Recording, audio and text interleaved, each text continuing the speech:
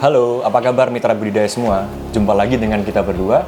Kita di sini akan membincang-bincang terkait tentang dunia aquaculture, khususnya di Indonesia. Oke. Pada bincang-bincang kali ini saya akan membuka tentang fakta tentang budidaya udang faname di Indonesia. Langsung banget ini. Iyalah. Oke. Jadi udang faname itu sangat populer ya, khususnya di Indonesia. Dengan terbukti dengan maraknya atau menjamurnya para tambak-tambak itu di Indonesia. Benar seperti itu, Kak? Ya benar sekali sih.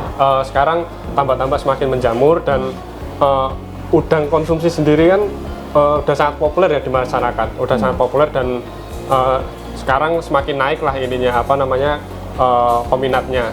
Jadi bahkan saya pernah baca itu menurut data BPS itu bahwa budidaya udang sendiri itu udah istilahnya kayak sebagai mayoritas lah sebagai penghasil udang sendiri itu kurang lebih ya 80% lah. Jadi budidayanya sendiri itu sudah sangat menjamur. Kan kalau dulu kan hasil tangkapan ya. Nah sekarang itu udah banyak lah dibudidayakan, terkhusus udang faname itu tadi. Oke. Berarti untuk di Indonesia sendiri itu untuk posisinya udah bagus ya. Berarti udah dikatakan bisa maju lah untuk kondisi tambak udang di Indonesia ini.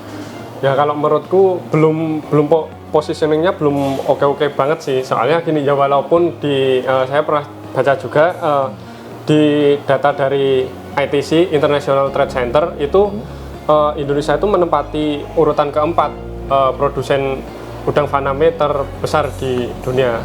Itu di bawah Ekuador, terus nomor 2 itu kalau nggak salah India, terus sama Vietnam.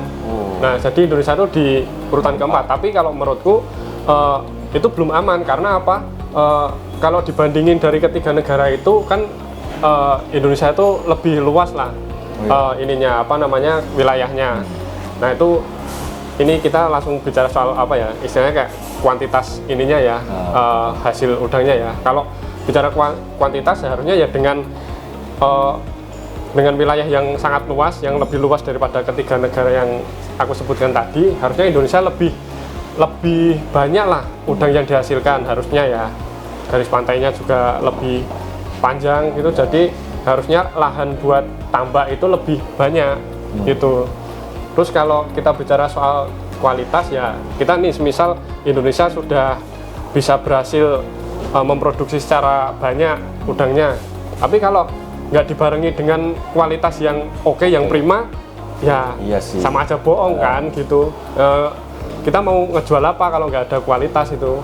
Walaupun udangnya secara kuantitas sudah banyak gitu, apalagi kan yang jadi importir udang itu kan negara-negara yang maju ya, lebih maju daripada Indonesia ya. Pastinya mereka lebih selektif juga buat memilih udang yang bisa masuk ke negara mereka, itu harus yang bagus gitu.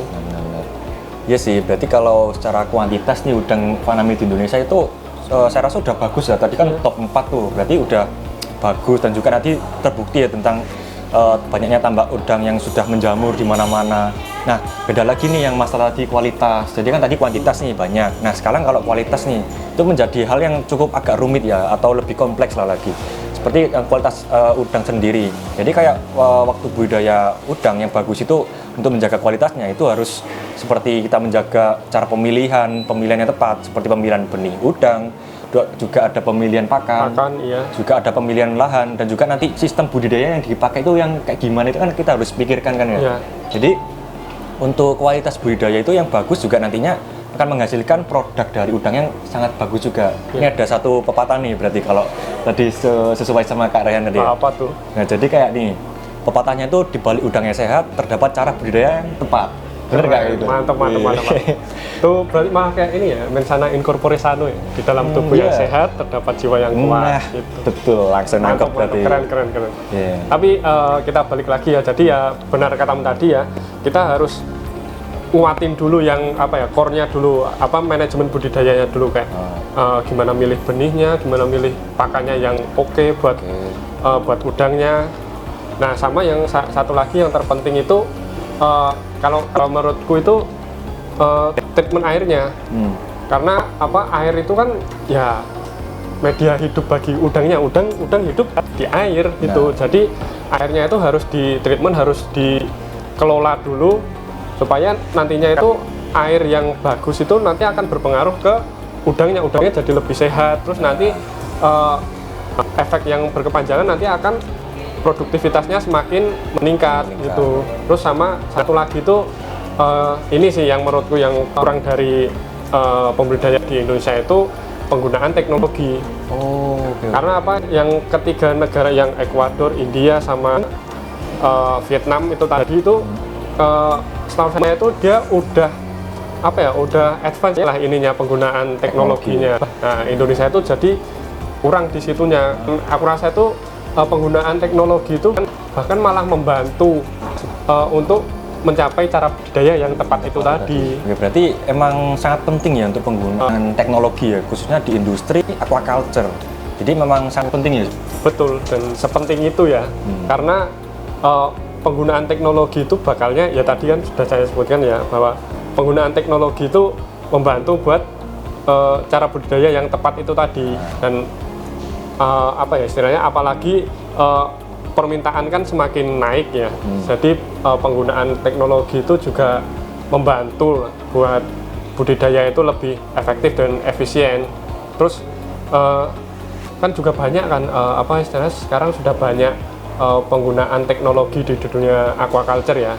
Misal contoh ya kayak yang tadi saya sebutkan tadi kan treatment air itu udah ada teknologinya ya. Saya tahu itu kan pakai teknologi UV, sinar UV. Terus ada lagi teknologi water monitoring system yang mana itu tuh ada produk tuh dia jadi bisa istilahnya kayak ngecek kualitas air berapa parameter sekaligus, itu dia langsung nantinya hasilnya itu langsung dikirim ke smartphone kita, smartphone petambak. Jadi jadi kayak, dan itu real time ya. Gitu. Real time. Jadi kayak yang kita yang biasanya kita harus datang ke tambak, jadi itu kita udah tinggal duduk manis kita dapat hasilnya gitu. Terus sama satu lagi yang terpenting itu untuk teknologinya itu harus ramah lingkungan ya. Karena ya sama aja dong nanti kalau nggak ramah lingkungan sama aja kayak yang pakai cara-cara yang lama. Jadi ramah lingkungan, jadi nggak yang berefek negatif lah ke lingkungan, ke udangnya, dan nantinya ke manusia yang nantinya akan mengonsumsi udangnya itu. Sangat informatif sekali tadi yang dijelaskan oleh Kak Rehan. Jadi mungkin cukup dulu untuk bincang-bincang pada kesempatan kali ini. Jadi cara budidaya yang tepat nantinya akan menghasilkan kesehatan udang yang meningkat ya. Betul. Nantinya juga akan berpengaruh terhadap produktivitas. Nantinya akan menghasilkan suatu bisnis yang nanti akan berlanjutan, yang bagus, menghasilkan profit dan lain-lainnya. Dan juga nantinya itu kita juga harus mendukung nih untuk negara Indonesia untuk lebih maju. Dan juga jangan lupa terkait teknologi, kita harus juga menggencarkan penggunaan teknologi khususnya di dunia aquaculture. Mungkin semoga bincang-bincang kali ini kita dapat bermanfaat bagi kita semua, bagi mitra budidaya. Mungkin jika ada pertanyaan ataupun mau sharing diskusi, silakan isi di kolom komentar di bawah ini. Oke? See you next talk.